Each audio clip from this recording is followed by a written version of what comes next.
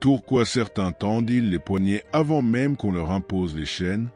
Pourquoi la caresse du maître est-elle parfois plus douce que la liberté elle-même? Il existe un abîme si profond dans l'âme humaine que même le regard le plus lucide n'ose s'y aventurer sans frissonner. Ce n'est pas la peur du tyran qui nous hante, mais la peur de ne plus avoir personne à qui obéir.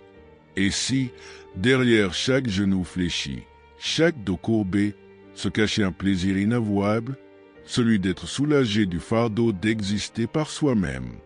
Mais qui oserait le confesser sans rougir? Qui oserait avouer que le joug est parfois plus confortable que l'horizon? Ce que vous appelez oppression pourrait n'être qu'un autre nom pour le désir le plus ancien, le plus viscéral, celui d'être pris en main, d'être guidé, d'opter, même broyé pourvu que cela ait un sens. L'esclave ne est pas toujours son maître, il le bénit, il l'idéalise, parfois même il le fabrique. N'est-ce pas là le paradoxe le plus obscène de la morale? Nous érigeons des statues à ceux qui nous détruisent, puis nous pleurons leur absence comme celle d'un père disparu. Et si ce besoin de soumission n'était pas une faiblesse, mais une perversion de notre puissance, une puissance qui, ne sachant pas où s'exprimer, préfère se retourner contre elle-même et appeler cela vertu. Ne sentez-vous pas, en vous-même, cette petite voix silencieuse qui supplie pour un ordre, une loi, une limite?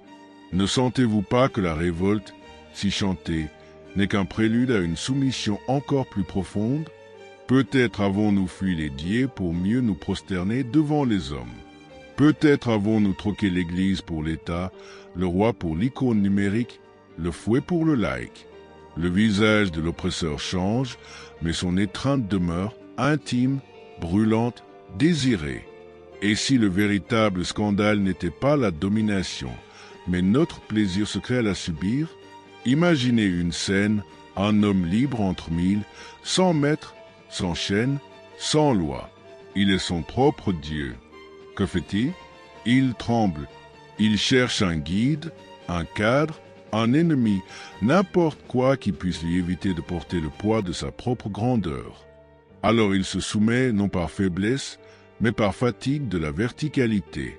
Ce n'est pas l'oppression qui le détruit, c'est l'absence de direction. Ainsi n'est la tentation du collier. Il est chaud, il est familier, et il donne un sens. L'animal s'y sent rassuré, l'homme aussi. Mais vous, êtes-vous sûr de vouloir savoir ce qui se cache derrière ce plaisir d'être dominé? Êtes-vous prêt à découvrir que ce n'est peut-être pas votre maître qui vous opprime, mais votre propre désir de l'adorer? Et si chaque instant de votre docilité cachait un élan de jouissance que vous n'osez nommer, ce que vous entendrez ici ne vous laissera pas indemne, car ce n'est pas un discours, mais un miroir. Et certains miroirs ne reflètent pas, ils révèlent. Et si la liberté n'était qu'un mensonge élégant que nous racontons à nous-mêmes pour éviter de voir le vide, ce vide qui s'ouvre dès que plus personne ne nous regarde, dès que la voix qui nous ordonne se tait, dès que la main qui nous contrôle disparaît. Nous ne naissons pas libres, nous naissons hurlants, en quête d'un regard, d'un nom, d'une structure.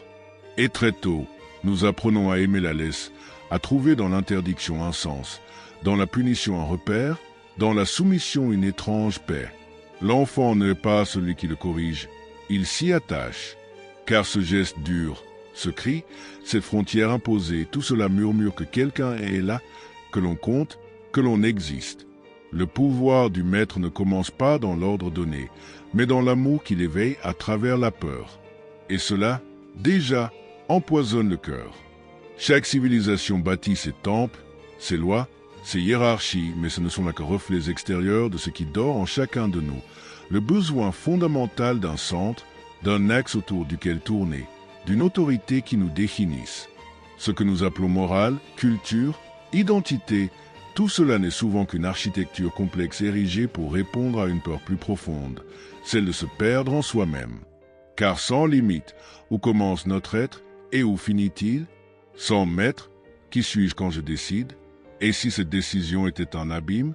Voilà pourquoi tant d'hommes, devant l'occasion de briser leur chaîne, hésitent, reculent, renoncent. Ils ne sont pas faibles, ils sont ivres de vertige. le vertige de devoir porter seul la responsabilité de leur destinée. Et c'est ainsi que naît le plaisir secret d'être dominé, non pas comme un échec, mais comme un soulagement. Car être dominé, c'est aussi être soulagé de penser. C'est pouvoir déposer son poids sur les épaules d'un autre, dissoudre sa volonté dans celle d'un plus fort, fuir la confrontation avec le chaos intérieur. Et dans cette fuite, il y a parfois une jouissance que nul n'ose avouer. Un frisson presque érotique dans l'effacement de soi, dans l'obéissance absolue, dans le regard approbateur de celui qui détient le fouet ou la parole. L'amour du tyran ne vient pas de sa force, mais de sa capacité à donner forme à notre néant. Il nous sauve de l'indéfinissable. Il dit « Tu es ceci, tu dois cela ». Et l'angoisse se tait.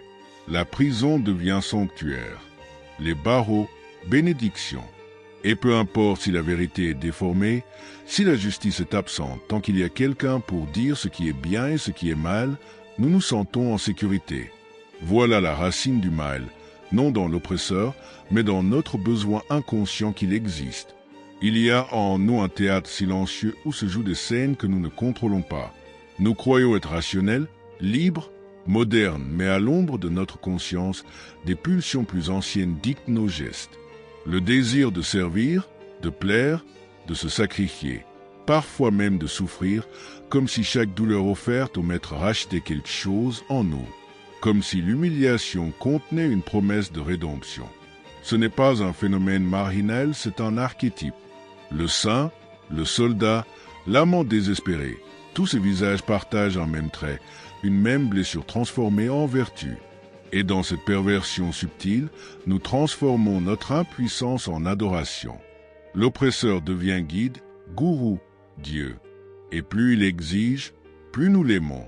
Plus il nous écrase, plus nous avons l'impression de mériter une place à ses pieds. C'est là que se cache le piège le plus raffiné. Croire que la soumission est un don, alors qu'elle est une fuite maquillée de fidélité. Mais si vous êtes encore là, si ce mot éveille en vous un malaise que vous ne pouvez nommer, c'est que quelque chose bouge, que la surface se fissure. Et dans cette fissure, peut-être un début de lucidité. Peut-être commencez-vous à sentir que le confort de la domination n'est pas sans prix, que l'extase de servir cache une forme lente de disparition, que chaque oui que vous prononcez pour éviter le conflit est une partie de vous que vous enterrez. La question, alors, n'est plus qui m'opprime, mais pourquoi ai-je besoin de l'être? Et cette question, si vous osez la laisser résonner, ne vous offrira pas de réponse immédiate, mais elle vous arrachera au sommeil. Car une fois que vous avez vu la beauté empoisonnée de votre propre soumission, il devient impossible d'aimer ces chaînes comme avant. Et si ce que vous avez ressenti n'était pas une simple réflexion, mais une réminiscence, un écho d'anciens pactes signés dans le silence de l'âme, là où l'on choisit l'obéissance non parce qu'on y est contraint, mais parce qu'elle apaise une angoisse plus grande, celle d'être totalement soi. Ce n'est pas la vérité qui libère, disait Nietzsche, mais la lucidité de la portée. Et maintenant, peut-être, vous sentez ce poids, ce frisson, cette étrange chaleur glaciale d'avoir entrevu ce que vous auriez préféré laisser dormir. Car au fond, ce n'était jamais le maître le véritable protagoniste. C'était toujours vous, votre regard incliné, votre souffle retenu, votre main prête à signer sans lire. Le plaisir de servir ne dit rien du tyran, il dit tout de la faille. La faille par où s'infiltre le besoin d'être guidé, possédé, effacé. Et maintenant que vous avez regardé cette faille, peut-être ne pouvez-vous plus la nier. Vous commencez à comprendre que ce que vous appeliez loyauté n'était qu'un nom gracieux pour la peur de vous affronter. Il ne s'agit plus de condamner ni d'absoudre.